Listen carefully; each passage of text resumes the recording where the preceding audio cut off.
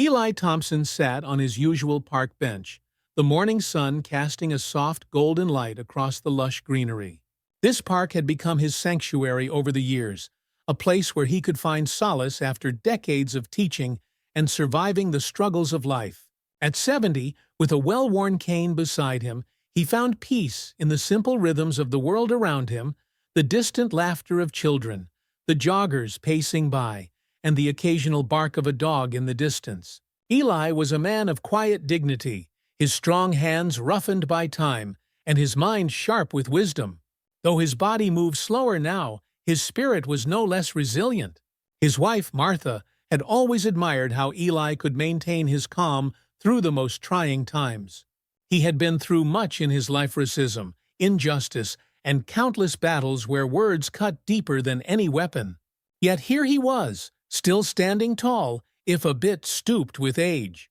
On this peaceful morning, though, something stirred in the air. Eli sensed it before he saw it. There was a presence nearby, a disruption to the tranquility he cherished. When he looked up, he saw a young boy, no more than 16, with scruffy blonde hair and a sharp, mocking grin. His name was Jake Miller, and Eli had seen his type before. "Hey, old man," Jake called out, his voice dripping with disdain. Eli offered a small nod, choosing not to engage right away. He knew better than to feed into the malice of youth. But Jake wasn't deterred by Ella's silence. He walked closer, his sneakers crunching against the gravel path, and stood over the seated man. "You got nothing better to do, just sitting here like you own the place." Eli looked up, his gaze steady but calm. "I've earned my rest," he said simply. "Worked hard for it." Jake smirked, as though the idea of Eli working hard amused him. "Yeah, bet you cleaned up after folks, huh?" Eli tightened his grip on his cane but didn't rise to the bait. He had heard worse in his time. "I taught," he replied, his voice level. "Helped kids find their way." Jake's laugh was sharp, cutting through the quiet morning. "Sure, teaching, huh? Teaching people like you to take orders. More like it." For a moment Eli considered responding. He felt the weight of Jake's words pressing against his chest. But he had learned long ago that not every battle needed fighting. Some things weren't worth the energy. He leaned back into the bench and looked out toward the trees. Every man has something to teach, if you're willing to listen. But Jake wasn't willing to listen. He was here for something else, something darker. Eli could sense it. He'd seen the look in the boy's eyes before, the way they narrowed in on him, filled with a bitterness that was not his own, but inherited, passed down from the world around him. "Well, don't let me stop you from doing your old man thing," Jake said, flicking a pebble toward Ella's feet. "Just remember, some of us are still out here doing real work." Eli didn't respond. He had heard enough. He turned his focus back to the peaceful rhythm of the park, but inside, the memory of so many similar moments stirred something deep within him. He hoped this boy would walk away, find something better to do with his day. He had seen too many young men like Jake, boys filled with anger they couldn't explain, lashing out at the world around them. But Jake didn't walk away. He stood there, lingering, searching for a reaction. When he didn't get one, he chuckled and sauntered off, kicking dirt along the path as he went. Eli watched him leave, a quiet sigh escaping his lips. He knew this wouldn't be the last time he saw Jake Miller. And he was right. Days passed, and Eli returned to his spot in the park each morning, hoping that peace would find him again. But Jake Miller had other plans. His visits became more frequent, his words sharper with each encounter. "You just sit there like a statue," Jake said one morning, flinging another pebble at Eli's shoes. "What? Nothing to say?" Eli remained calm, though the pebbles were starting to wear on him. Jake's taunts were no longer just idle chatter. They were becoming more personal, more pointed. The boy seemed determined to provoke him, to break the calm that Eli had worked so hard to maintain. "I've got plenty to say," Eli finally responded, his voice measured. "But I don't think you're ready to listen." Jake sneered, his eyes flashing with something darker. "Don't act like you know me, old man. You don't know anything about me." Eli looked up, meeting Jake's gaze for the first time that day. He saw more than just anger in the boy's eye. She saw pain, confusion, and something deeper, something Jake probably didn't even understand himself. "I know more than you think," Eli said softly. But Jake wasn't ready to hear it. He turned on his heel and stormed off, his fists clenched at his sides. Eli watched him go, feeling a pang of sorrow in his chest. He had seen boys like Jake before, boys who were lost, caught between the expectations of the world and their own misguided attempts to find power in it. At home, Eli told Martha about the boy. She listened quietly, her wise eyes filled with concern. "You can't save them all," she reminded him. "Some of them have to find their own way." Eli knew she was right, but something about Jake stuck with him. There was a desperation in the boy's actions, a hunger for something Eli couldn't quite put his finger on. Meanwhile, at Jake's home, things weren't much better. His father, Greg Miller, was a hard man who believed in strict discipline and held deep-rooted prejudices that he wasn't shy about passing on to his son. "You need to toughen up, boy," Greg barked at Jake one evening. "You let people like that walk all over you, and they'll take everything. You've got to show them who's in charge." Jake nodded, but inside, a knot of confusion twisted in his gut. He wanted to make his father proud, but every time he harassed Eli in the park, he didn't feel stronger. He felt smaller, more hollow. Still, he kept going back, hoping that one day he would feel the power his father promised. The next week, Jake returned to the park with a different energy. This time he wasn't alone.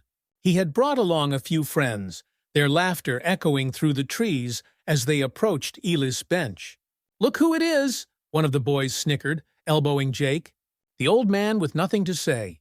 Jake smirked, but his confidence was shaky. He wanted to impress his friends, to show them that he had control over this situation. But as he stood there, watching Eli quietly sit, unmoved by their presence, something snapped inside him. Without warning, Jake reached out and shoved Eli hard in the chest. The force of the shove caught Eli off guard, and he stumbled back, his cane slipping from his hand and clattering to the ground. He caught himself on the edge of the bench, his heart pounding, but he didn't fall. Slowly he straightened up, his eyes locking on Jake's. For the first time, there was fire in Ellis Gazia, fire that Jake hadn't expected.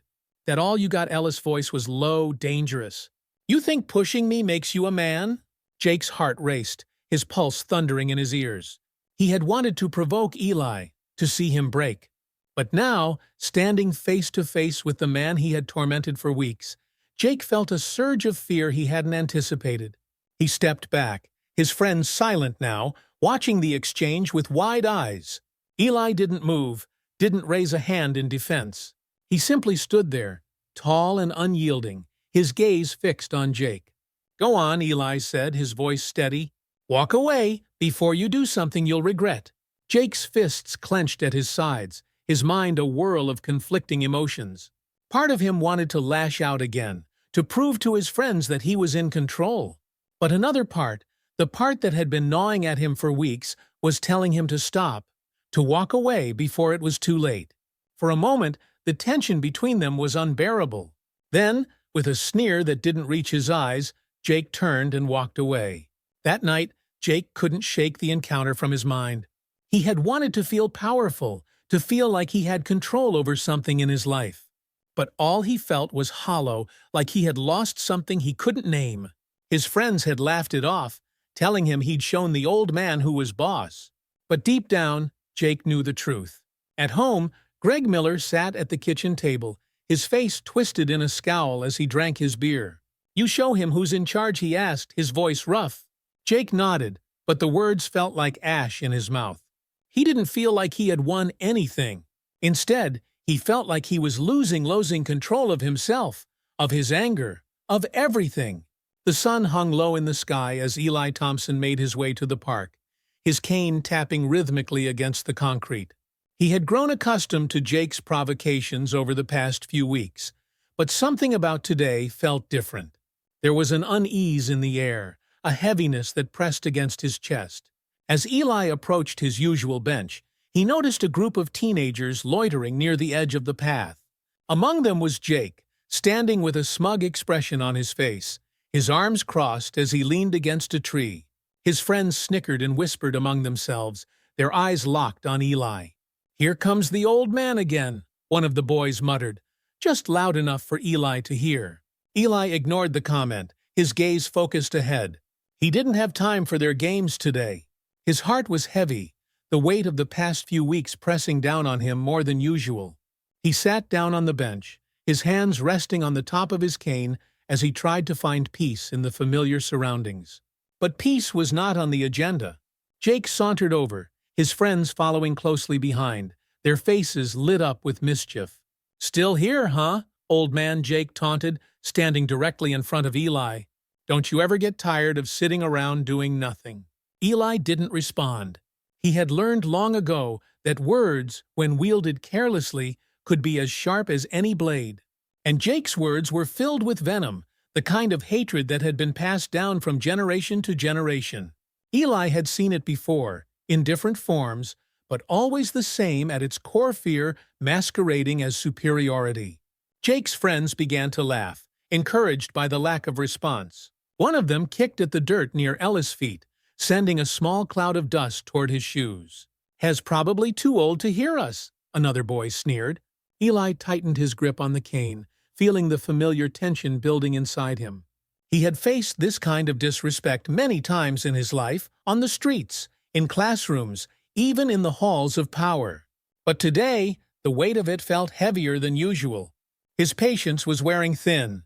"Leave him alone, Jake," a girl's voice called out from the group, a little uncertain, but unheard by most. It was Sophie, a friend of Jake's who often followed the group, but never participated in their taunts. Her quiet protests, though faint, hinted at the discomfort she felt watching Jake and his friends. Jake, ignoring Sophie, leaned in closer to Eli, his voice dropping to a low, dangerous tone. "You think you're better than me, don't you, sitting here, acting all high and mighty? You think because you're old, I can't do anything to you." Eli slowly lifted his eyes, meeting Jake's gaze for the first time that day. There was something unspoken in the air between them, something dark and heavy. "I never said I was better than you," Eli replied, his voice calm but firm. "But I've lived long enough to know you don't get respect by trying to take it from others." The words hung in the air, silencing the laughter that had been bubbling around the group. For a moment Jake seemed taken aback, unsure of how to respond. But then, just as quickly, the smirk returned to his face. "Respect," Jake spat. "You don't know anything about respect. You've been sitting here your whole life doing nothing. People like you don't deserve respect. My dad always said you've got to take what's yours. No one's going to give it to you." Ellis' heart tightened. He could hear Greg Miller's voice in Jake's words, the bitterness, the ignorance.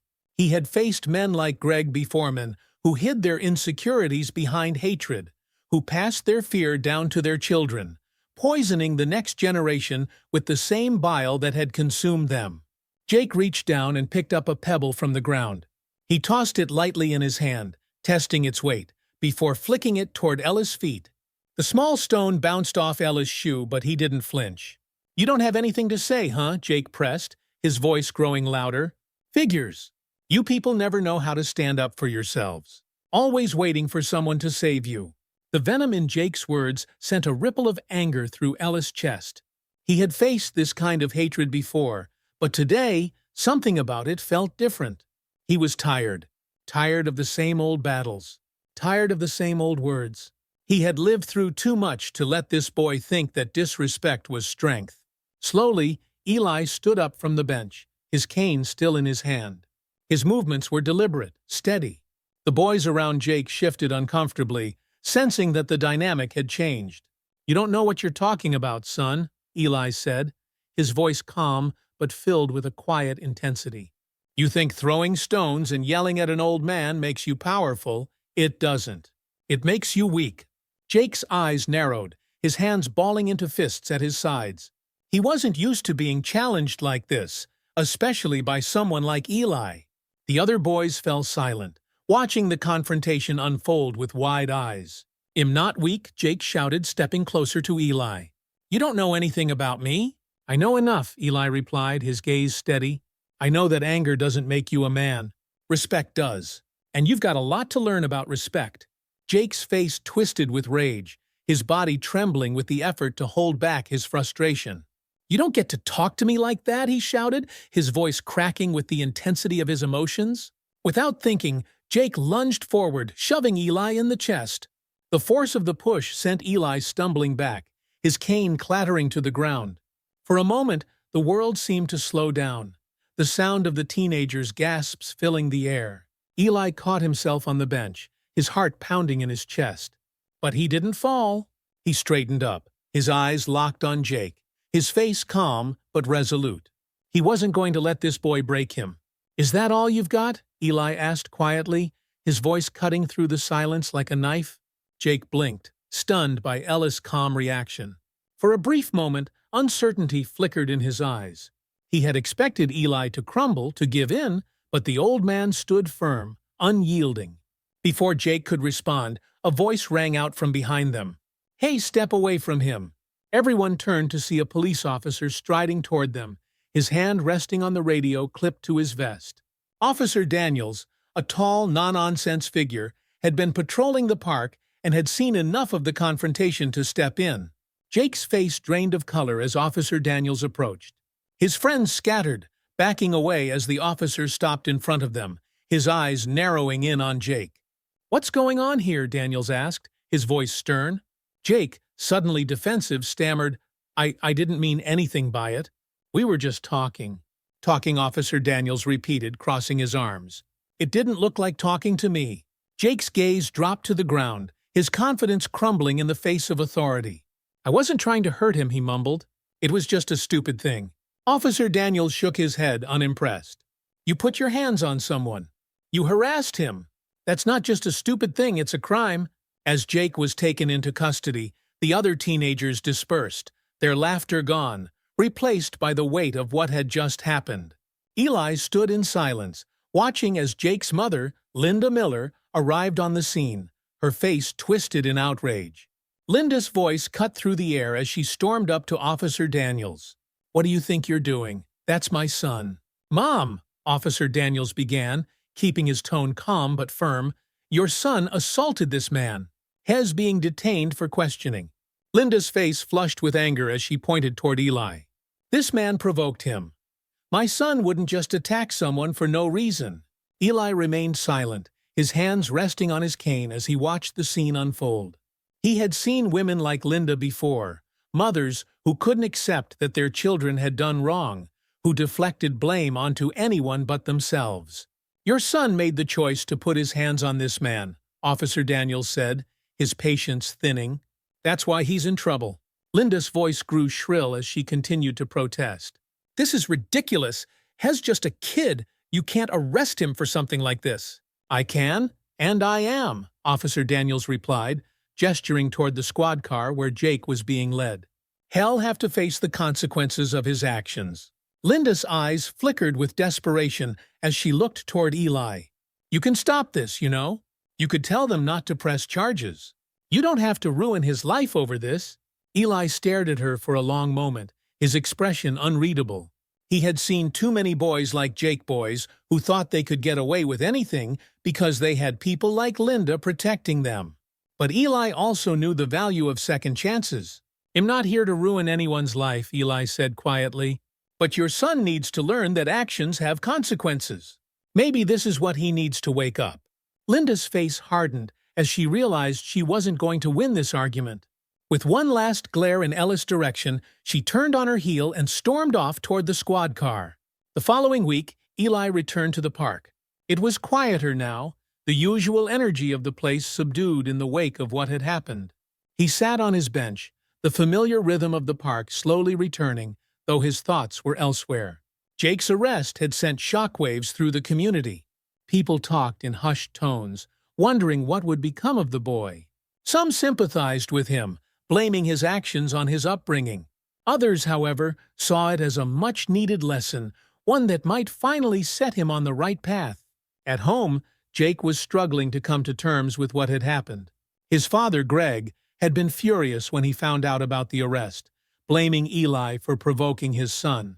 But deep down, Jake knew the truth. It wasn't Ella's fault. It wasn't anyone's fault but his own.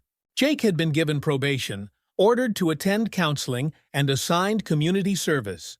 It wasn't the outcome his mother had wanted, but it was better than jail time. And for Jake, it was a wake-up call. His first counseling session was awkward. He didn't know what to say, didn't know how to explain why he had done the things he did.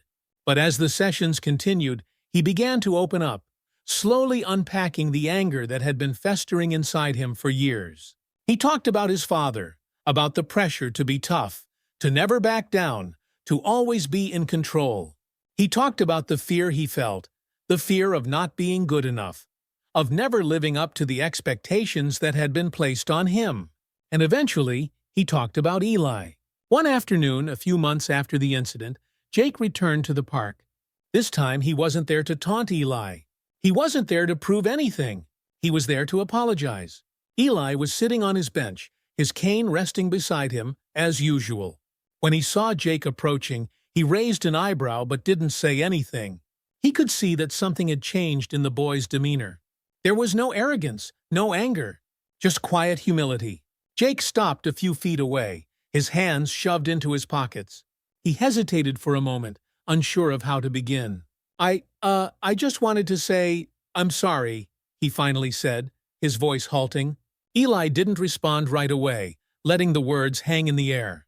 He could tell that the apology was sincere, but he wasn't one to hand out forgiveness easily. Not because he didn't believe in it, but because he knew that real change took time. For everything, Jake continued, his voice trembling slightly.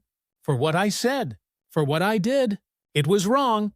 Eli studied the boy for a moment, then nodded slowly. It's a good start, he said quietly. But it's not enough just to say it, son. You've got to live it. Jake nodded, his face softening with relief. I know. I'm trying. They said I need to keep going to counseling. To help with my anger. Ellis' gaze remained steady. That sounds like a good idea. Jake looked down at his feet, then back up at Eli. I don't want to be like my dad, he said softly. I've been thinking about it a lot, and I don't want to live my life blaming everyone else for my problems. That's not who I want to be. Ellis' heart softened at the boy's words. He had seen this kind of transformation before, when someone finally realized that the path they were on was the wrong one and made the choice to change. It wasn't easy, and it wasn't always successful, but it was a start. That's a good thing to know, son, Eli said, his voice gentle. And you've got time to figure it out. Jake smiled faintly, a flicker of hope in his eyes. Thank you, Mr. Thompson, he said quietly, for giving me a chance, for not pressing charges. Eli nodded, though the decision hadn't been easy. You earned that chance, Jake, but now it's up to you to make the most of it. As Jake continued to attend counseling and complete his community service, he began to distance himself from the toxic influence of his father. But Greg Miller wasn't one to let go of control so easily. One evening, after a particularly intense counseling session, Jake returned home to find his father waiting for him in the living room. The air was thick with tension, and Jake could see the anger simmering in Greg's eyes. You're going to counseling, Greg barked, his voice dripping with disgust. Letting them mess with your head. Jake took a deep breath, trying to keep his calm. I'm trying to fix things, Dad, he replied quietly. I'm trying to be better. Better, Greg scoffed, rising to his feet. You think sitting in some shrink's office is gonna make you better? You're my son. You don't need fixing. Jake's heart pounded in his chest, but he stood his ground. I don't want to be like you, he said, his voice firm. I don't want to live my life angry at the world. That's not who I am. Greg's face twisted with fury, and for a moment, Jake thought his father might hit him. But instead, Greg just stood there, shaking with rage, unable to find the words to respond. You've always been weak, Greg spat. I tried to toughen you up, but you're just like your mother. Soft. Jake clenched his fists at his sides, his body trembling with the effort to hold back his anger. I'm not weak, he said quietly. I'm just not like you. Greg stared at his son, the silence between them thick and heavy. Then, without another word, he turned and stormed out of the room, leaving Jake standing alone in the aftermath of the confrontation. A year later, Jake had transformed. His community service had turned into a passion for helping others, and he now volunteered at a local youth center, working with kids who reminded him of himself lost, angry, and looking for direction. He still visited the park sometimes, sitting on the bench beside Eli, the two of them sharing quiet moments of reflection. Their relationship had evolved into something that resembled a mentorship. though Eli never pushed Jake too hard. He knew that the boy had to find his own way. On a warm spring morning, the two of them sat together, watching the world pass by. Jake had been thinking a lot about his life, about the choices he had made, and the man he wanted to become. He knew he still had a long way to go, but for the first time, he felt like he was on the right path. "I've been thinking a lot lately," Jake said, breaking the comfortable silence. "About what you said. About respect." Eli nodded, his gaze fixed on the horizon. "It's something you have to earn," he said quietly. "Every day." Jake smiled faintly. "I'm trying. I really am." Eli turned to him, his expression softening. "I know you are, son. And that's more than a lot of folks ever figure out." As the sun rose higher in the sky, casting its golden light across the park, Jake felt a sense of peace that he hadn't known before. He wasn't perfect, and he still had a lot of work to do. But for the first time in his life, he believed that he could be better, that he could make something of himself that he could be proud of. And for Eli, sitting beside the boy he had once thought lost, there was a quiet satisfaction in knowing that sometimes even the hardest battles could be won. Not with violence, not with anger, but with patience, guidance, and a belief in the power of change. As they sat together in the peaceful quiet of the park, Eli couldn't help but feel that, for both of them, this was just the beginning. Ethan nodded eagerly, his desperation evident. "Anything you need, James. I'll make it happen." "I want it in writing," James added firmly. "And I want to be in a position where I can actually make these changes, not just advise you." Ethan swallowed hard, knowing he was no longer in a position to negotiate.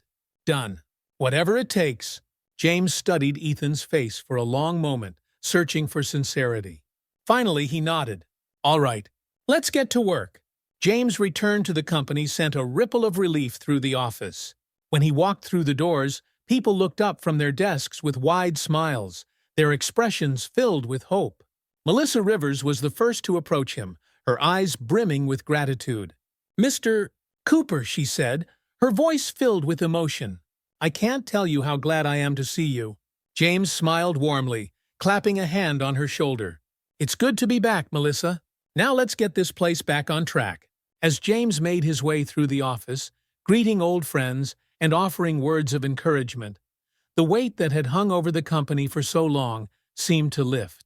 The clients who had been on the fence about leaving suddenly felt reassured, and the employees who had been struggling under Ethan's leadership now had a sense of direction again. Ethan watched from a distance, his heart heavy with both relief and guilt.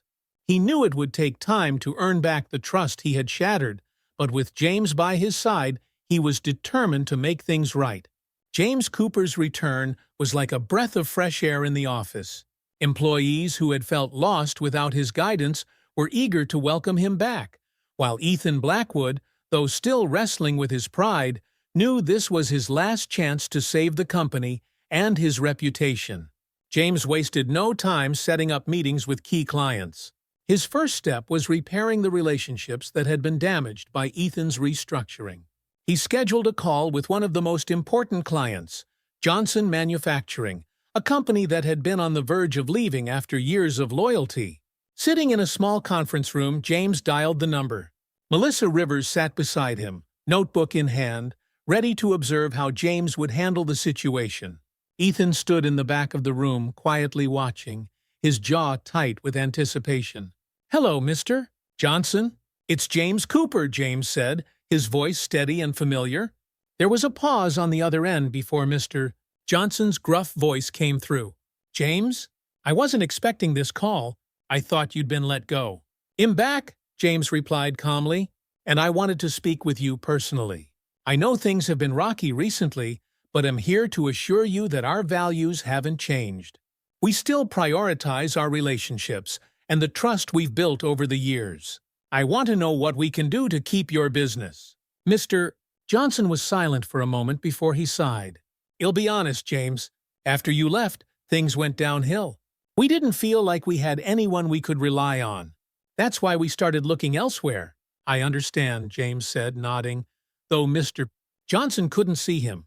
"And I take full responsibility for that. But I'm back now, and I promise you that we'll make things right. We want to rebuild that trust." After a long pause, Mr. Johnson finally spoke. "All right, James.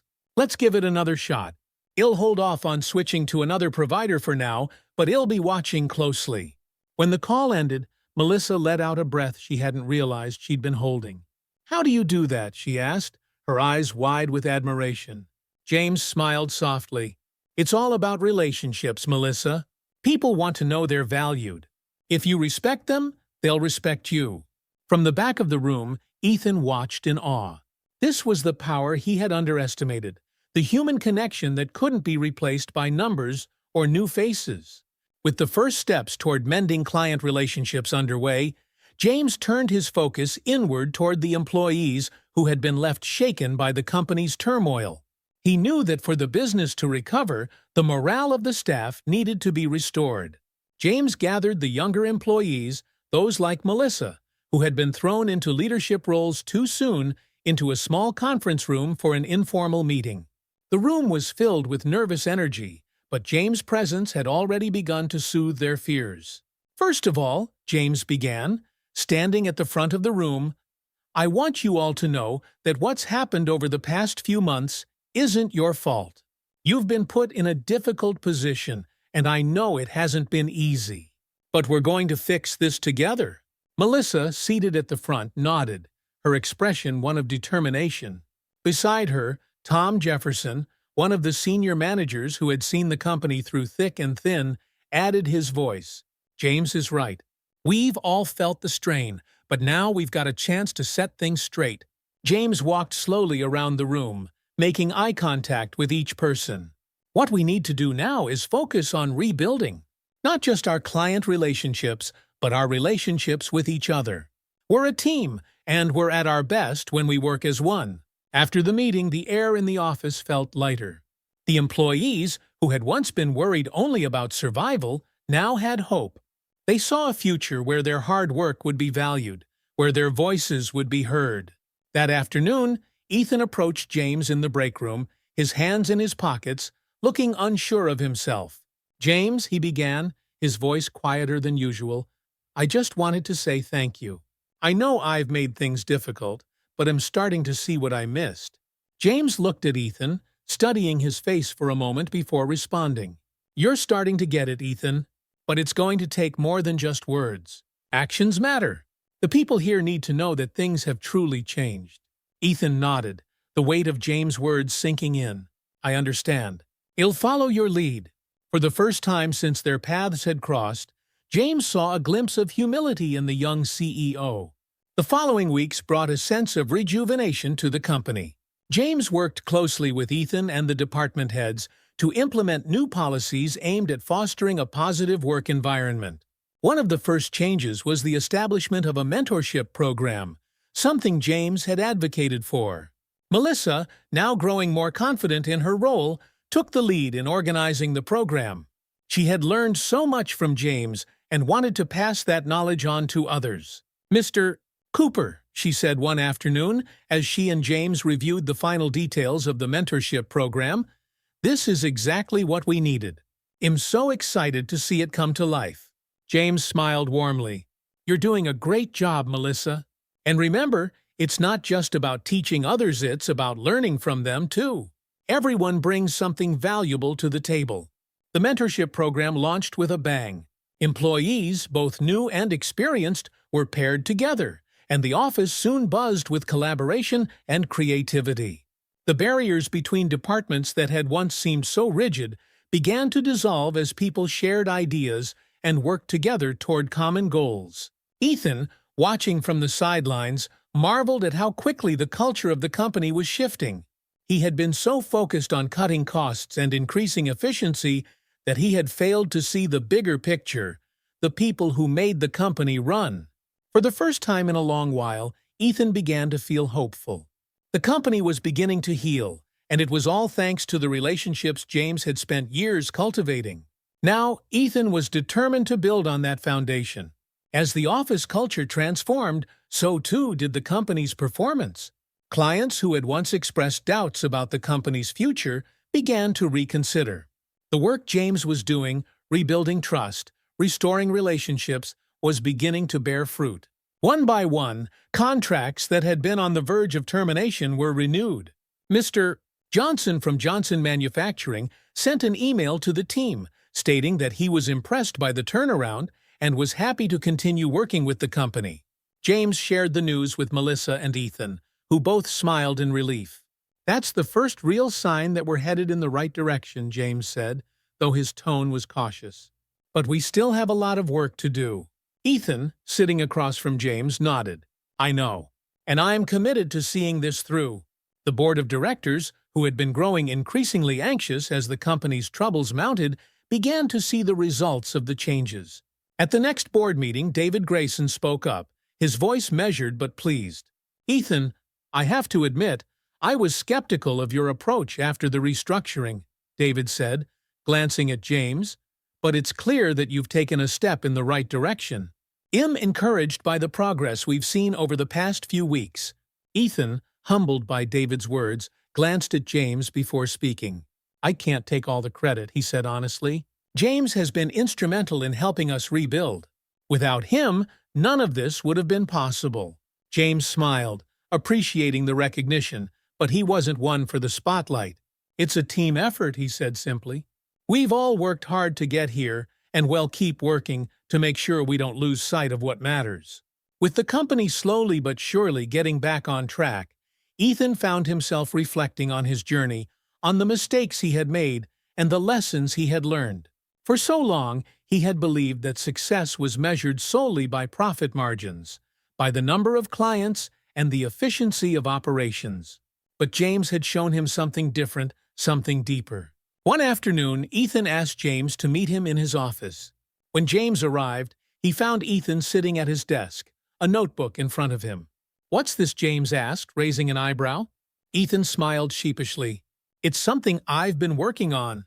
It's a personal commitment, a promise to myself and to the company. I've written down the principles you've taught me. Things like respecting people, fostering relationships, and never forgetting the human element in business." James picked up the notebook, flipping through the pages. As he read Ethan's words, he felt a surge of pride. The young CEO, who had once been driven by ego and ambition, was now learning the value of humility and respect. "You've come a long way, Ethan," James said, setting the notebook down. "And I'm proud of you for that." Ethan nodded, his expression earnest. "It's because of you, James. You've been patient with me, even when I didn't deserve it. I won't forget that." The two men sat in silence for a moment, the weight of their shared journey hanging between them. There was still work to be done, but for the first time, they were moving forward together, partners in the truest sense of the word. As the weeks turned into months, the changes James and Ethan had implemented continued to take root. The mentorship program was thriving, and employees were more engaged than ever. Productivity soared, and the atmosphere in the office was one of collaboration and mutual respect. One afternoon, as James was walking through the office, he overheard a conversation between Melissa Rivers and one of the new employees. They were discussing a project, and James couldn't help but smile at the confidence in Melissa's voice. She had come so far from the uncertain young accountant who had once relied so heavily on his guidance. Now she was taking the lead, mentoring others, just as James had mentored her. Later that day, Ethan called a company-wide meeting to announce some of the final changes he and James had been working on. As the employees gathered in the conference room, there was a palpable sense of excitement in the air. Ethan stood at the front of the room, his voice clear and steady. "We've been through a lot over the past year," he began, "but thanks to all of you, and especially to James, we're stronger than ever. I want to thank each of you for your hard work and dedication, and I want to promise that we'll continue to build on the values that have brought us this far." As the room erupted in applause, James sat quietly in the back, watching with a sense of pride. The company had weathered the storm, and now it was moving forward, stronger than ever. He had played his part, but now it was time to step back and let the next generation take the lead. When the meeting ended, Ethan sought James out, his face full of gratitude. "Thank you, James," he said, his voice thick with emotion. "I couldn't have done this without you." James smiled, his eyes twinkling with warmth.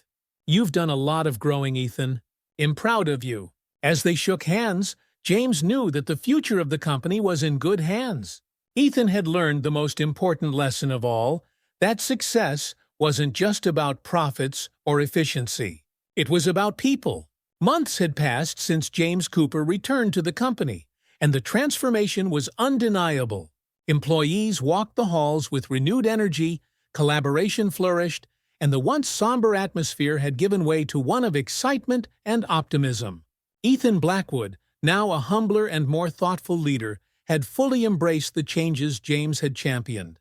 As James strolled through the office, he watched the younger employees, particularly Melissa Rivers, thrive in their roles. Melissa had truly come into her own, leading the company's newly formed mentorship program with confidence and grace. She had become a symbol of the company's future, a future built on the values James had instilled. One afternoon, as James approached Melissa's desk, he found her in deep conversation with a junior team member. The young employee was nervously explaining a challenge she was facing, and Melissa listened patiently, nodding thoughtfully. "You've got this," Melissa said with a reassuring smile. "Just take it one step at a time. And if you ever feel stuck, don't hesitate to ask for help. We're all here to support each other."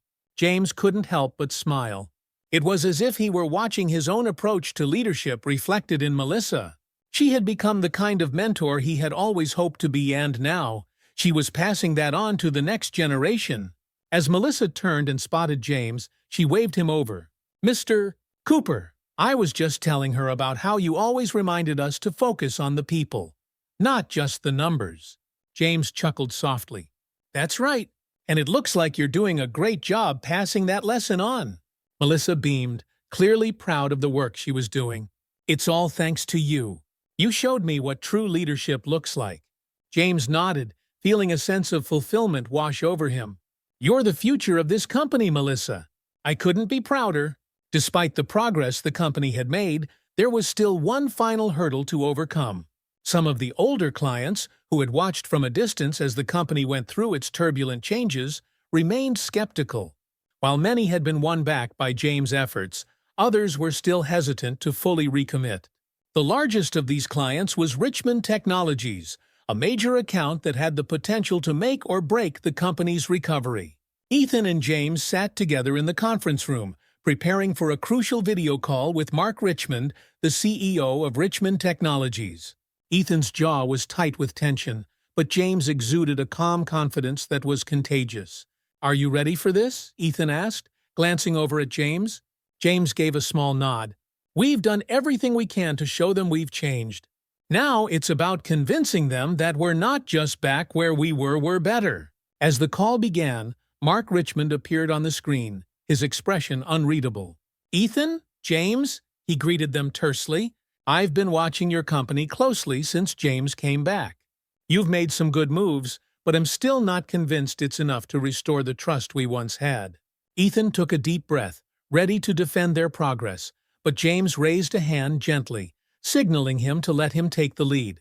"Mark," James began, his tone calm but firm, "I understand your hesitation. What happened earlier this year was a mistake, one that disrupted not only our internal operations, but also the trust we'd built with clients like you. But I'm back because we're committed to fixing that mistake and ensuring it never happens again." Mark studied James for a long moment before speaking. "You were always the one we trusted, James. That's why we stuck around for so long. But it's not just about one person, it's about the entire company." "And that's exactly what we've changed," James replied. "This isn't just about me coming back and patching things up. It's about creating a culture that values relationships, respects experience, and fosters growth at every level. We've rebuilt the company from the ground up, and that includes everything from how we treat our employees to how we approach our clients." Mark's expression softened slightly. "It sounds like you're on the right track, but actions speak louder than words. Can you guarantee that we won't go through another period of instability, like the one we just experienced?" Ethan, who had been listening quietly, finally spoke up. "Mark, I won't lie to you. We can't guarantee that challenges won't arise. But what I can promise is that we've learned from our mistakes. James has taught me and the entire team that true success is built on relationships, not just profits. We're committed to that philosophy moving forward." There was a long silence as Mark considered their words. Finally, he nodded. "All right, we'll give you one more chance. But don't make us regret it." When the call ended, Ethan let out a breath he hadn't realized he was holding. "We did it," he said, a small smile forming on his lips. James nodded, though his expression remained serious. "This is just the beginning, Ethan. Now we have to follow through." As the company's recovery continued, it became clear that James' work was nearly complete. The systems he had put in place, the mentorship program, the focus on relationships, the emphasis on employee well-being were thriving.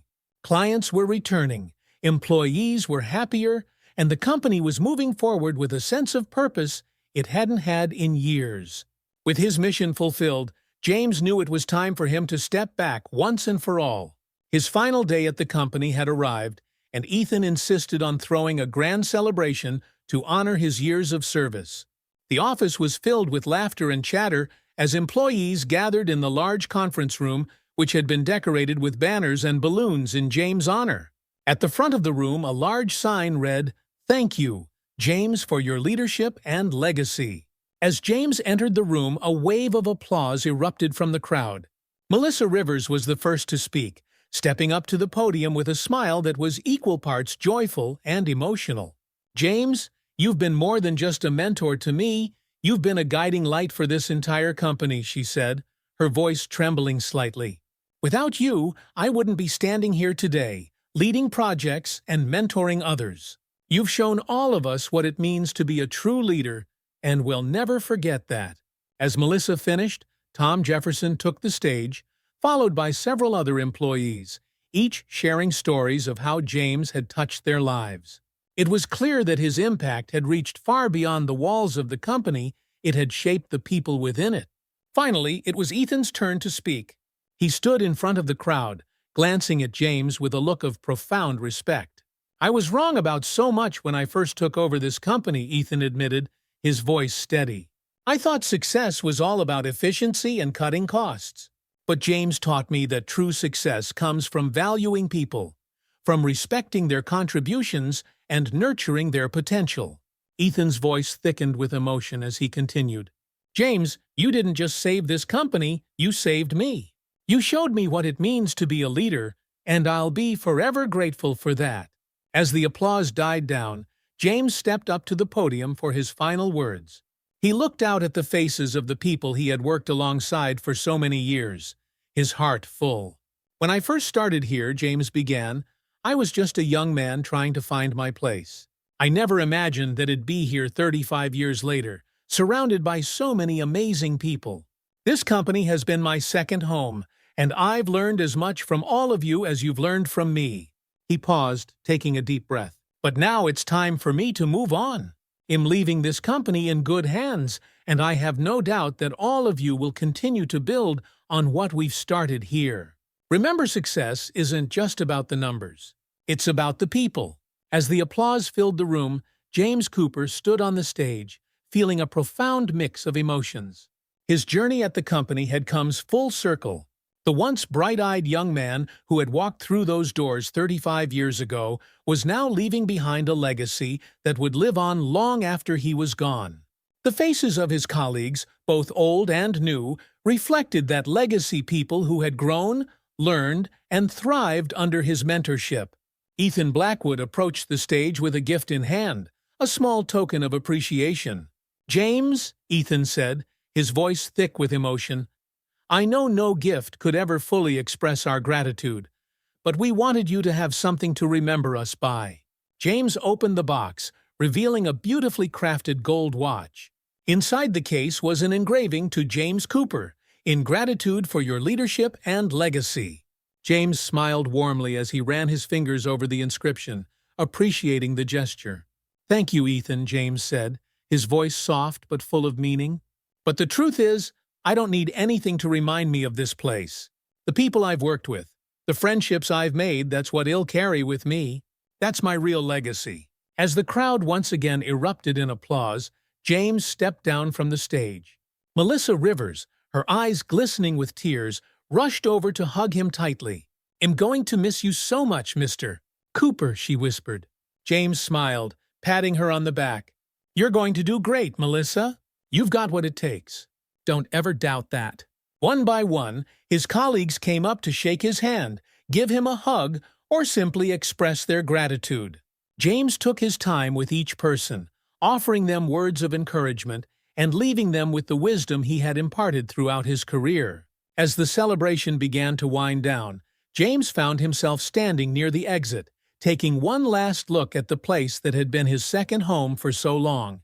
The company had changed over the years, but now, as he prepared to leave, he could see that it was in good hands. Ethan had grown into a leader who understood the importance of people, and the younger employees, like Melissa, were ready to take the reins. James felt a gentle tap on his shoulder. Tom Jefferson stood beside him, a wistful smile on his face. "You did it, James," Tom said quietly. "You turned this place around." James nodded, his heart full. "It wasn't just me, Tom. We all had a hand in it. But yeah, it feels good to leave knowing things are going in the right direction." The two men shared a quiet moment of reflection before James finally turned toward the door. "Take care of everyone, Tom," James said with a knowing smile. "They'll need you to keep things steady." "I will," Tom promised. With one last glance around the room, James stepped outside, feeling the weight of his long career lifting from his shoulders. The future stretched out before him, and for the first time in a long while, he was ready to embrace it. James settled into his retirement with a sense of peace and fulfillment he hadn't expected. The weight of his sudden dismissal had once cast a shadow over his future. But after his return to the company, he now felt a deep satisfaction in knowing that he had made a lasting difference. The company was stronger than ever, and the people he had mentored were thriving. In the months that followed, James found himself enjoying the simple pleasures he had once taken for granted. He spent quiet mornings sipping coffee on his porch, afternoons tending to his garden, and evenings with his family, things he had always been too busy to truly appreciate. Hannah, ever his anchor, noticed the change in him. "You seem more at peace these days," she remarked one afternoon, as they sat together in their backyard, the sun casting a warm glow over their garden. "I am," James admitted, his voice calm. "It's funny, I thought I'd miss the company more. But knowing it's in good hands, knowing that I did everything I could, that's enough for me." Hannah smiled, her eyes full of love and pride. "You left a legacy, James. You changed that place for the better." James nodded, feeling the truth of her words settle deep within him. "I just hope they carry it forward. People like Ethan and Melissa, they've got what it takes to lead with the right values." And they did. James kept in touch with many of his former colleagues, especially Melissa. She had grown into a true leader, someone who balanced the demands of the job with the human touch that James had always valued. Under her leadership, the company's mentorship program flourished, and the culture of respect and collaboration became a hallmark of the organization's identity. One day, James received a package in the mail from Ethan. Inside was a letter, along with a photo. The letter was brief but heartfelt. "Dear James, I wanted to send you a little something to show our appreciation. The company is thriving, and it's all because of the foundation you helped build. We've created something to honor your legacy, something that will remind us all of the values you instilled. I hope you like it. Thank you, again, for everything. Ethan." James unfolded the photo. It showed the James Cooper Conference Room, a newly dedicated space in the company's headquarters, complete with a plaque that read, "In honor of James Cooper, where respect, integrity, and leadership meet." James stared at the photo for a long moment, a deep sense of pride welling up inside him. It was more than he had ever expected, more than he had ever thought possible when he first started at the company all those years ago. His legacy wasn't just a memory, it was a living part of the company's future. As he tucked the letter and photo away, James felt an overwhelming sense of peace.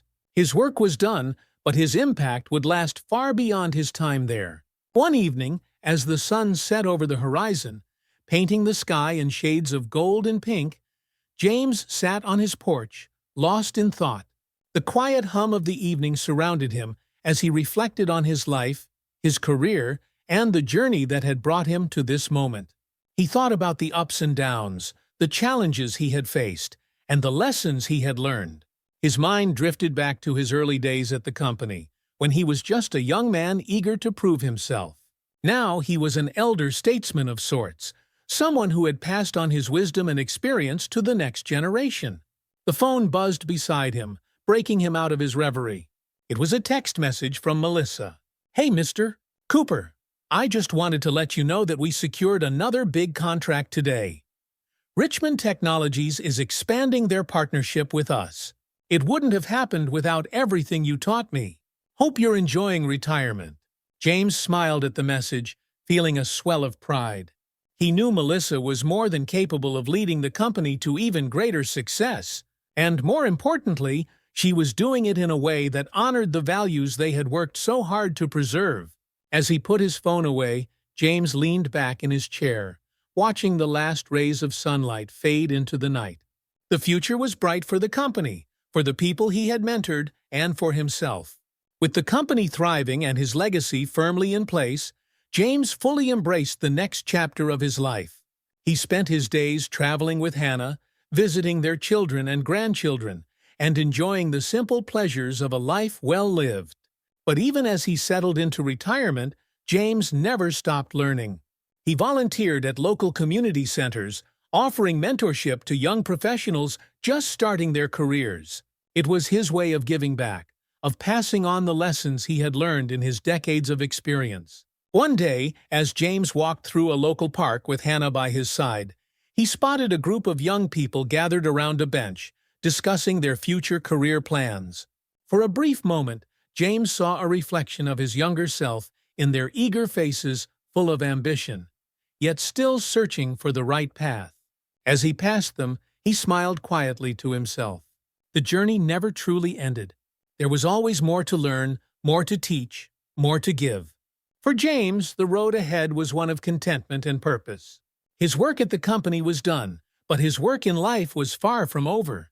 A year after James Cooper's retirement, the company continued to flourish under the leadership of Ethan Blackwood and Melissa Rivers.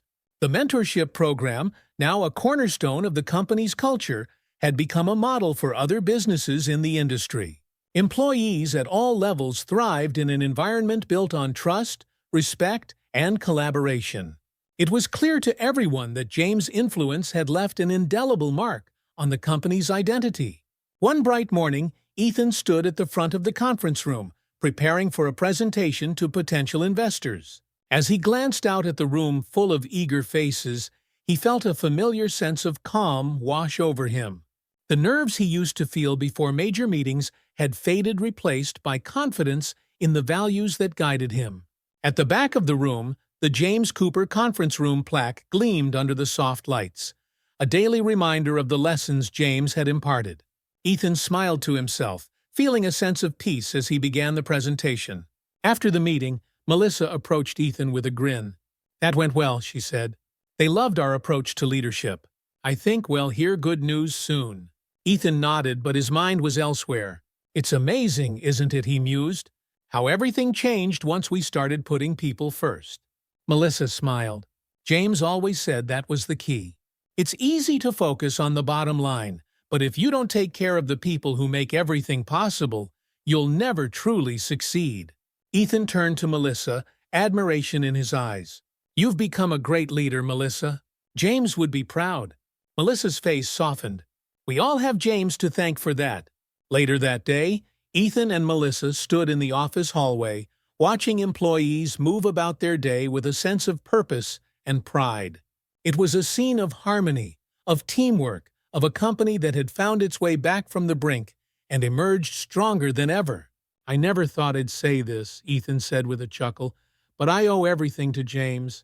Without him, I don't know where it'd be. I learned more from him than any business school could have taught me." Melissa nodded thoughtfully. "He left a legacy that will last for generations, and it's up to us to carry it forward."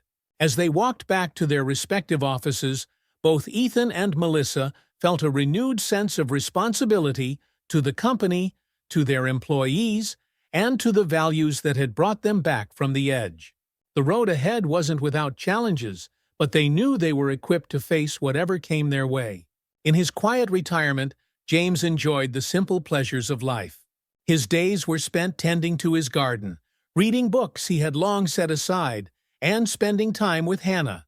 The weight of his former life in the corporate world had lifted, leaving him with a deep sense of peace and contentment. One sunny afternoon, James received a visit from Melissa, who had come to update him on the latest developments at the company. As they sat on the porch, sipping lemonade, Melissa recounted how the mentorship program had expanded, how employee engagement was at an all-time high, and how the company was growing at a steady pace. "You wouldn't believe the changes we've made, Mr. Cooper," Melissa said, her eyes bright with excitement. "Everything we're doing now is built on the foundation you laid." James smiled warmly. "I'm not surprised. I always knew you and Ethan would make it work. You've become leaders in your own right." Melissa beamed. "That means a lot coming from you. We've all missed having you around, but I know you're where you need to be now." James nodded, feeling a deep sense of fulfillment. "I may not be in the office, but I'm always here if you need advice." Melissa laughed softly. "I'll keep that in mind. We'll never stop learning from you, Mr. Cooper." As the sun began to set, casting a golden glow over the garden, James sat back in his chair, content. His legacy wasn't just a name on a plaque or a conference room dedicated in his honor. It was the people he had touched, the lessons he had taught, and the values he had instilled. The company was in good hands, and he had no doubt that it would continue to thrive for years to come. As time went on, James' influence continued to ripple through the company. New employees, many of whom had never met James, were taught about his principles from day one. They learned that success wasn't just about profits, but about the people who made everything possible. Ethan, now fully embracing his role as a leader who valued relationships above all else, often shared stories about how James had changed his perspective. In meetings with new hires, he would tell them about the time James had pulled the company back from the brink, not by cutting costs or increasing efficiency, but by fostering a culture of respect, loyalty, and integrity. The company's board of directors, many of whom had initially doubted Ethan's approach, now praised the direction the company had taken. The financial reports showed steady growth, but more importantly, the company had regained the trust and loyalty of its clients and employees. As the years went by, the James Cooper Conference Room became a symbol of the company's core values. Employees who passed by the room were reminded daily of the man who had shaped the company's culture and the principles that would guide it into the future. Years later, James and Hannah took a road trip across the country, visiting places they had always wanted to see. As they drove through small towns and big cities, James often found himself reflecting on his journey, both the one he had taken in his career and the one he was on now. In each town, they would stop at a small cafe or a park, sit down together, and simply enjoy the world around them. James was at peace, knowing that the hard work he had put in over the years had made a lasting difference, not just in the company, but in the lives of those he had mentored. One evening, as they watched the sunset from a quiet beach, Hannah turned to James and smiled. "Do you ever miss it? The office, the work?" James thought for a moment before shaking his head. "No, not really. I gave it everything I had. Now it's their turn." Hannah nodded, understanding completely. "You did good, James. You left behind something special." James smiled softly. "I guess I did." As the sun dipped below the horizon, casting a warm glow over the ocean, James felt a deep sense of satisfaction. His journey wasn't over, but this chapter of his life had come to a peaceful and fulfilling end. He had left behind a legacy that would live on, not just in the company, but in the hearts of the people he had touched. With his arm wrapped around Hannah, James watched the waves roll in, content in the knowledge that he had done his part. The future was bright for him, for his family, and for the company he had helped build. And as the stars began to twinkle in the night sky, James whispered softly to himself, "I did my best, and that's enough." The long road to redemption concludes with James' peaceful retirement, content in the knowledge that he has left behind a meaningful legacy. His influence continues to shape the company, while the new generation of leaders, inspired by his example, guide the business with the same values of respect, loyalty, and integrity. Through the ups and downs, James' story teaches us that true success is not measured by profits or accolades, but by the lives we touch and the values we leave behind. Thank you so much for following James' journey in the long road to redemption.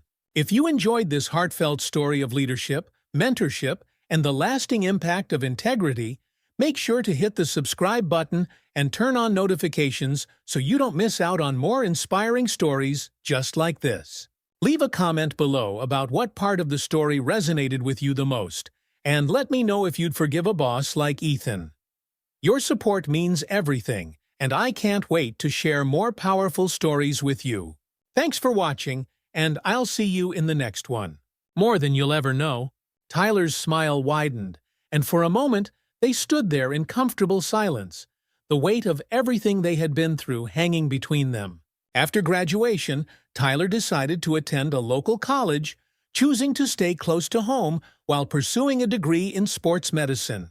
He had always loved baseball, but over time, he had developed an interest in the mechanics of the game, the science behind how athletes moved and trained. It was a career path that excited him, and Daniel was thrilled to see Tyler pursuing something he was passionate about. In the months that followed, their relationship continued to grow and evolve. Tyler was becoming more independent, and while Daniel sometimes missed the days when he was needed more, he was proud of the young man Tyler was becoming. There was still a bond between them that was unbreakable, built on years of trust, love, and shared experiences. One evening, as they sat together at the kitchen table, Tyler working on a college assignment, and Daniel reviewing legal documents, Tyler looked up, his expression thoughtful. "Do you ever miss it?" Tyler asked, his voice cutting through the quiet. Daniel glanced at him, raising an eyebrow. "Miss what?" "Your old life," Tyler clarified. "You know, before me." Daniel set down his pen, considering the question. "I don't," he said honestly. "My life before you. It was empty. I didn't realize it at the time, but I was missing something important." Tyler nodded, his gaze dropping back to his textbook. "I guess I always thought I was the one who needed you. But maybe we needed each other." Daniel's chest tightened at the boy's words. It was true, he had spent so many years building walls around himself, avoiding emotional connections, but Tyler had forced him to break those walls down. In doing so, Daniel had found something far more meaningful than success or money. He had found a family. "You're right," Daniel said softly. "We did." Years later, on a warm summer day, Daniel found himself standing on the sidelines of a local baseball field, watching as Tyler, now an assistant coach for a youth baseball team, worked with a group of young players.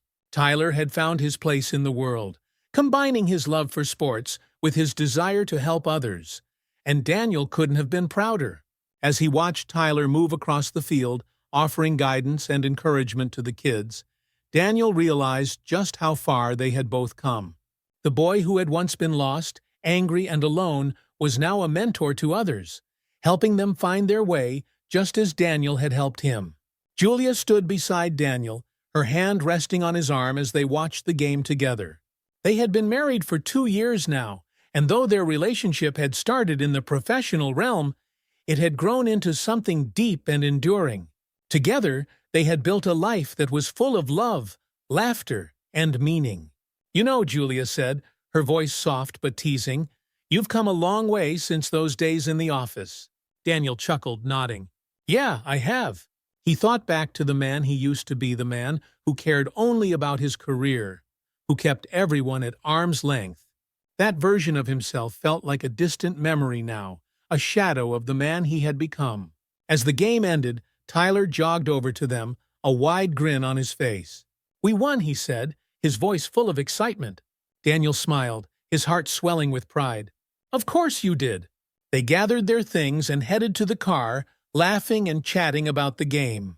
As they walked, Daniel felt a deep sense of contentment, a feeling that had eluded him for so long but was now ever present in his life. He had found what he had been searching for all along, not in the courtroom, not in power or success, but in the family he had built, the love he had given and received, and the difference he had made in the lives of those around him. And as they drove away, the sound of Tyler's laughter filling the car, Daniel knew that this was the life he had always wanted, even if he hadn't known it at the time. He had found his purpose. He had found his family.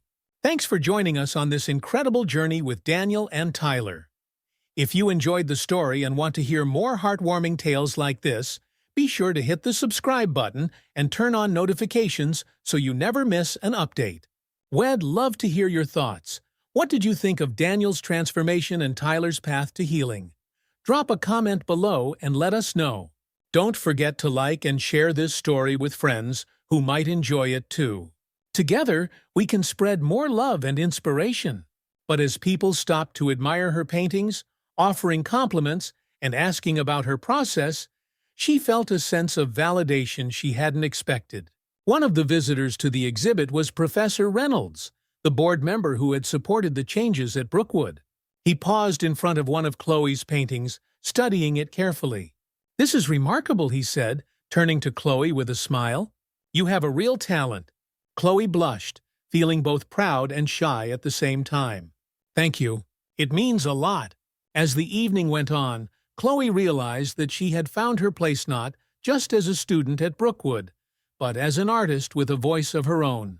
The Carter family had been through a storm, but they had come out stronger on the other side. With the lawsuit behind them and Brookwood Academy on a new path, they were ready to focus on what mattered most to each other. One summer evening, the family gathered in their backyard for a barbecue, a tradition they had started before the chaos of the lawsuit had consumed their lives.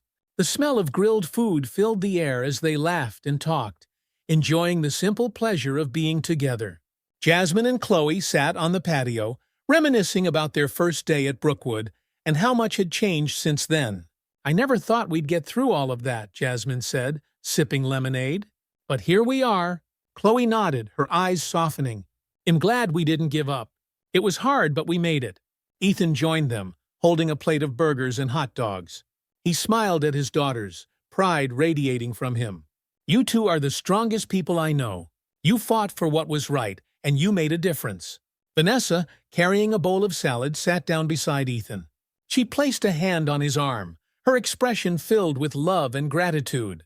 "We all made a difference, and we did it together." As the sun set, casting a warm glow over the backyard, the Carters sat around the table eating and laughing. The weight of the past year finally lifted. They knew that there would always be challenges ahead, but they were ready to face them together. That night, as Jasmine and Chloe sat outside, looking up at the stars, they reflected on how far they had come. They had been tested in ways they never could have imagined, but they had emerged stronger, more confident, and more certain of their place in the world. "I think we're going to be okay," Chloe said softly, her gaze fixed on the sky. Jasmine smiled, her heart full. "Yeah, we're going to be just fine." Months after the lawsuit had ended, the Carter family continued to move forward, both personally and professionally. Ethan's proposed bill on educational reform was gaining momentum in Congress, with support from lawmakers across the political spectrum.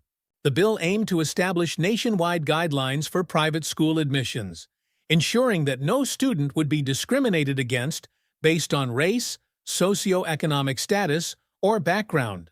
On the day of the vote, Ethan stood in the Senate chamber, addressing his colleagues with the same passion that had driven him throughout the Brookwood case. "This bill is about fairness," he said, his voice steady but powerful. "It's about giving every child a fair shot at success. It's about ensuring that no student is ever told they don't belong because of the color of their skin. We've come a long way, but we still have work to do. And it starts here, with this bill." As the vote was cast, the bill passed with overwhelming support, marking a major victory in the fight for educational equity. Ethan, standing in the Senate chamber, allowed himself a moment of quiet pride. The fight was far from over, but this was a step in the right direction. Meanwhile, Vanessa continued to work on cases related to racial discrimination, using her platform to advocate for families facing similar challenges. She became a mentor to young lawyers, sharing her knowledge and experience to help them navigate the complexities of civil rights law. For Jasmine and Chloe, life at Brookwood had settled into a new normal. They continued to thrive academically, but they also made time for the things they loved: debating, painting, and building friendships with students from all walks of life. One afternoon, as the sisters sat in the school library, Chloe looked up from her sketchbook and smiled at Jasmine. "Do you ever think about what would have happened if we hadn't fought back?" Chloe asked. Jasmine thought for a moment, then shook her head. "I don't like to think about that. What matters is that we did fight. And because of that, everything changed." Chloe nodded, her eyes bright with determination. "We should be proud of that." "We are," Jasmine said, her voice filled with certainty. "We made a difference." As the sisters packed up their things and headed out of the library, they knew that their fight had been worth it. They had faced adversity and come out stronger, and they had helped pave the way for a future where every student, regardless of race or background, could walk through the doors of opportunity with their head held high. The road ahead was long, but the Carters were ready for it. Thank you so much for following the Carter family's journey to justice and equality. If you enjoyed this story and want to hear more about powerful narratives that challenge society, inspire change, and explore the human experience, make sure to subscribe to our channel. Don't forget to hit the notification bell so you never miss out on new content. Together, we can continue to share stories that matter. See you in the next one. The police are on their way, Derek. You've lost. Derek's eyes darted around, realizing for the first time that the entire street was watching him. His bravado faltered, his shoulders tensing as he took in the growing crowd of neighbors, all standing together in a show of solidarity. For a moment, it seemed like Derek might lash out, might do something reckless. But then slowly, the fight drained out of him. His fists unclenched, his shoulders slumped, and with one last look at Edith filled with hatred and resentment, he turned and stormed back to his car. The street was silent as Derek sped away, his tires screeching against the pavement. Edith's breath came in shallow gasps, her heart still racing from the confrontation. She stood there for a moment, frozen, until Bill crossed the street and stood beside her. "You okay, Edith?" he asked, his voice filled with concern. Edith nodded, though her legs still felt shaky. "I'm okay," she whispered, her voice thick with emotion. "Thanks to all of you." Bill smiled warmly, giving her a reassuring nod. "We're not going to let him hurt you, Edith. Not now, not ever." Edith's eyes filled with tears, but they weren't tears of fear, they were tears of gratitude. She had been afraid for so long, but now, standing here with her neighbors by her side, she felt a renewed sense of strength. She wasn't alone. In the days following the final confrontation with Derek, the neighborhood watch remained vigilant, but the sense of fear that had once gripped Cedar Street began to dissipate. Derek hadn't returned, and Edith had received word from the police that he was being closely monitored. They had issued a restraining order, preventing Derek from coming within a certain distance of Edith's home or the shelter where Rachel and the girls were staying. It wasn't a perfect solution, but it was enough to give Edith peace of mind for now. Rachel called regularly, checking in to see how Edith was doing and updating her on their progress. The shelter had helped her find legal representation, and she was working towards securing full custody of the girls and filing for divorce from Derek. It was a long, difficult road, but Rachel was determined to keep moving forward. "The girls are adjusting," Rachel said during one phone call, her voice sounding stronger, more confident. "They're starting to sleep better, and we're getting used to our new routine. It's still hard sometimes, but I feel like we're finally free." Edith smiled, her heart swelling with pride for Rachel.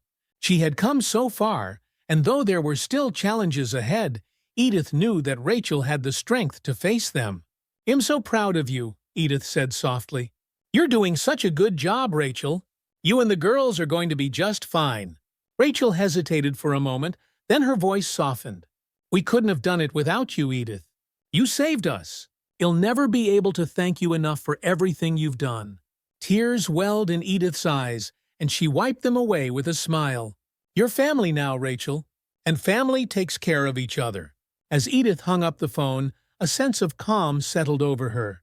She had faced her fears, stood up to Derek, and helped Rachel and the girls escape a dangerous situation. It hadn't been easy, but it had been worth it. Her home, once a place of quiet solitude, had become a symbol of strength and resilience. And her neighbor's son, strangers, had become a community, united by a shared sense of purpose. Life on Cedar Street would never be the same again, but that was okay. Because now it is filled with hope, connection, and the promise of a better future. Edith smiled as she stepped out into her garden, the late afternoon sun casting a warm glow over the roses. She knelt down, her hands gently tending to the flowers, feeling the cool earth beneath her fingertips. There was still work to be done. But now she knew she wasn't doing it alone. In the weeks that followed Derek's final confrontation, a new sense of peace settled over Cedar Street. The neighborhood watch remained vigilant, but the need for constant worry had lessened as Derek's presence faded from their lives. He hadn't returned, and the restraining order kept him at a safe distance from Edith's home and from the shelter where Rachel and the girls were living. Edith found herself breathing easier with each passing day, the weight of fear slowly lifting from her shoulders. One crisp autumn morning, as Edith was pruning her roses, she heard the familiar ring of her phone from inside the house. She wiped her hands on her gardening apron and hurried to answer it, her heart lifting when she saw Rachel's name on the caller ID. "Rachel, it's so good to hear from you," Edith said, a smile spreading across her face as she held the phone to her ear. "Hi, Edith," Rachel replied, her voice filled with warmth. "I hope I'm not interrupting anything." "Not at all, dear. Just tending to the garden. How are you and the girls doing?"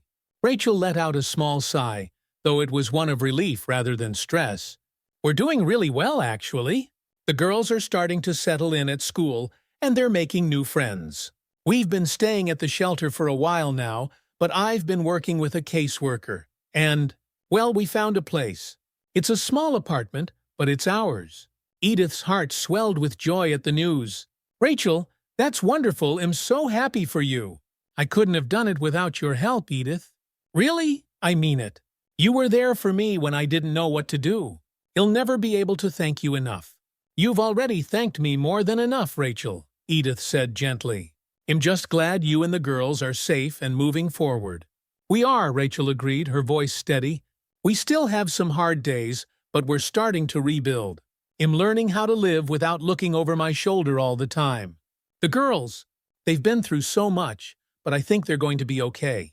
Edith felt a tear slip down her cheek, and she wiped it away with a smile. "You're an incredible mother, Rachel. You've given them the chance to have a better life, and that's the most important thing." "Thank you," Rachel whispered, her voice filled with emotion. "I wanted to ask, would you like to come visit us when we're settled into the apartment? The girls miss you, and I'd love for you to see our new place." "I'd love that," Edith replied without hesitation. "I can't wait to see how far you've come." After they said their goodbyes, Edith stood in the quiet of her kitchen, a deep sense of pride and peace settling over her. She had been part of something important, helping Rachel and her daughters escape a dangerous situation and start a new life.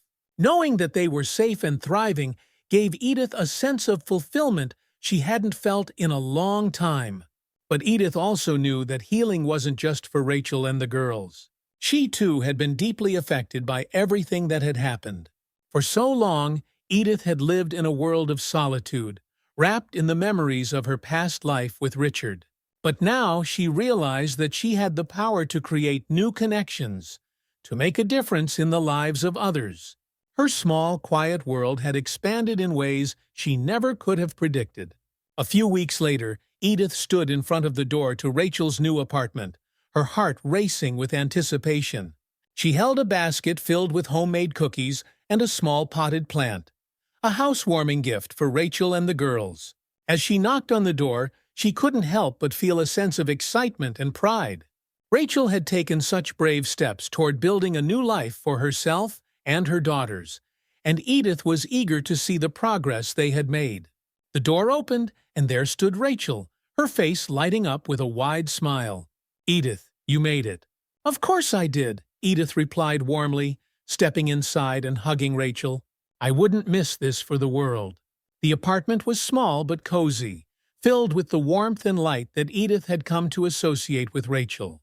The walls were adorned with colorful artwork, some drawn by Lily and Ivy, and the space felt alive with the energy of a family building something new.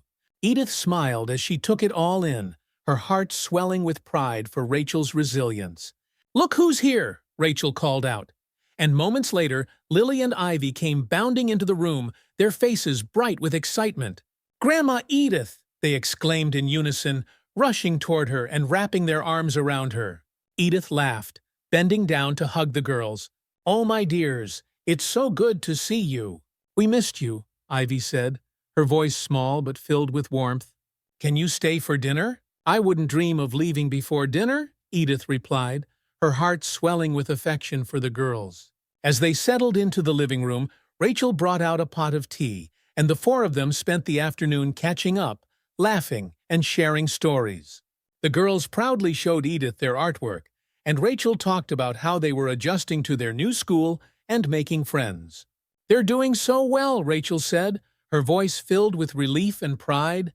"I wasn't sure how they would handle all the changes, but they've been so strong. I'm so proud of them." "You should be proud of yourself too," Edith said gently. "You've created a safe, loving home for them. That's everything." Rachel smiled, her eyes glistening with tears of gratitude. "I still can't believe we made it. There were times when I thought we'd never get out, but now we have a chance at a real life." As the afternoon turned into evening, the conversation grew deeper, and Edith and Rachel found themselves reflecting on everything that had happened over the past few months. There had been so much pain, fear, and uncertainty, but now there was also hope. They had made it through the storm, and now they were standing on the other side, ready to rebuild their lives. "I never thought I'd feel free," Rachel admitted quietly, her voice heavy with emotion. "But now I wake up every morning knowing that I'm safe, that my girls are safe. And that's everything." Edith reached out and took Rachel's hand, squeezing it gently. "You deserve this peace, Rachel. You and the girls deserve all the happiness in the world." Rachel nodded, her eyes filled with gratitude. "And you deserve it too, Edith. You've been through so much yourself. You've given us a new start, and I hope you know how much that means to me." Edith smiled, her heart full. "We've given each other a new start." Later that evening, after dinner, and one last round of hugs from Lily and Ivy, Edith said her goodbyes and made her way back to her own home. As she walked down the quiet street, she felt a deep sense of contentment. Life had changed in ways she never could have predicted, but it was better, now richer, fuller, and filled with new connections. Rachel and the girls had become like family to her, and Edith knew that their bond would only grow stronger as they continued to support one another in the days ahead. As the autumn leaves began to fall and the air turned crisp, Edith found herself spending more time in her garden, reflecting on the past few months. So much had changed, not just for Rachel and the girls, but for Edith as well. Her life, once quiet and isolated, had been transformed by the relationships she had built and the strength she had discovered within herself. But with that transformation came a deeper understanding of the weight she had been carrying for so long: grief, the loneliness, the sense of being left behind. Richard's death had left a hole in Edith's life, one that she had tried to fill with routine and solitude. But now, with Rachel and the girls in her life, Edith realized that she didn't have to carry that weight alone anymore. One afternoon, as Edith sat in the garden with a cup of tea, she found herself thinking about Richard. She missed him every day, missed his laugh, his warmth, the way he had always made her feel safe and loved. But for the first time in a long time, Edith felt a sense of peace when she thought of him, peace in knowing that he would have been proud of her for everything she had done to help Rachel and the girls. As she sipped her tea, Edith decided it was time to visit Richard's grave. She hadn't been in a while, and she felt a strong pull to go to tell him about everything that had happened, about the new life she had found after all these years. The next day, Edith drove to the cemetery where Richard was buried. The drive was quiet, the fall colors painting the landscape in shades of gold and red. When she arrived, Edith made her way to Richard's headstone, a small smile on her face as she placed a bouquet of fresh roses at his grave. "Hello, love," she said softly, her voice filled with affection. "It's been a while, but I've been busy. I have so much to tell you." For the next hour, Edith sat by Richard's grave, telling him about Rachel, about the girls, about everything that had happened since they had moved into the neighborhood. She talked about how she had found new strength within herself, how she had made new friends, and how she had learned that it was never too late to make a difference in someone's life. "I think you'd be proud of me," she whispered, her voice thick with emotion. "I know I've still got a lot of life left to live, and I'm going to make the most of it. I'll carry your love with me, always." As Edith stood to leave, she felt a deep sense of peace settle over her. She knew that Richard was still with her, in spirit, and that his love would continue to guide her in the days ahead. She wasn't alone. Not anymore. As the winter holidays approached, Cedar Street came alive with the warm glow of twinkling lights and the festive spirit of the season. Edith, who had once dreaded the long, lonely winter months, now found herself filled with a sense of anticipation and joy. The neighborhood had changed so much in the past few months, and Edith felt more connected to her community than ever before. Rachel and the girls had invited Edith to spend Christmas with them in their new apartment, and Edith had gladly accepted. It was a far cry from the quiet, solitary holidays she had spent in years past, and she was looking forward to celebrating with people she cared about. On Christmas Eve, Edith arrived at Rachel's apartment with a basket full of gifts and homemade treats. The girls greeted her at the door, their faces bright with excitement, and Edith couldn't help but laugh as they pulled her inside. "We've been waiting for you," Lily exclaimed, her eyes sparkling with joy. Mom made hot chocolate. Edith's heart swelled with affection as she followed the girls into the cozy living room where Rachel was waiting with a warm smile. The apartment was decorated with twinkling lights and a small Christmas tree, and the air was filled with the comforting scent of cinnamon and pine. "Welcome, Edith," Rachel said, hugging her tightly. "We're so glad you're here." "I wouldn't want to be anywhere else," Edith replied, her voice full of warmth. As they sat together by the fire, sipping hot chocolate and exchanging stories, Edith felt a deep sense of contentment. This was what she had been missing for so long, a sense of connection, of belonging, of family. The evening passed in a blur of laughter, conversation, and warmth. The girls opened their presents with wide-eyed excitement, and Edith marveled at how far they had come since the dark days of living under Derek's control. They were happy, healthy, and full of life, and Edith knew that Rachel had done an incredible job of creating a safe, loving home for them. Later that night, after the girls had gone to bed, Rachel and Edith sat together by the fire, reflecting on everything that had happened over the past year. "It feels like a lifetime ago," Rachel said quietly, her eyes focused on the flickering flames. "Sometimes I still can't believe we made it out." "But we did." "You did," Edith corrected gently. "You found the strength to leave, and now you and the girls have a bright future ahead of you." Rachel smiled, her eyes glistening with gratitude. "I couldn't have done it without you, Edith. You were there when I needed someone the most, and I'll never forget that." Edith reached out and took Rachel's hand, squeezing it gently. "We've been there for each other, and we'll keep being there, no matter what comes next." As they sat together in the quiet of the night, Edith felt a deep sense of peace settling over her. The storm was over, and now it was time to move forward to embrace the future with open arms, knowing that they had all found the strength to survive and thrive.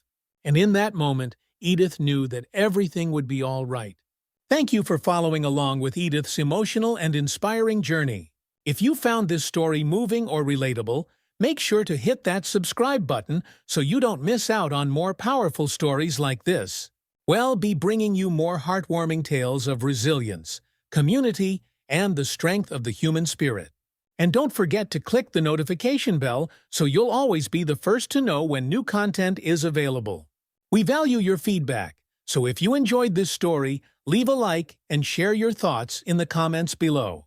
Thank you for being part of our storytelling community, and stay tuned for more stories that remind us all that no matter how hard things get, we are never truly alone.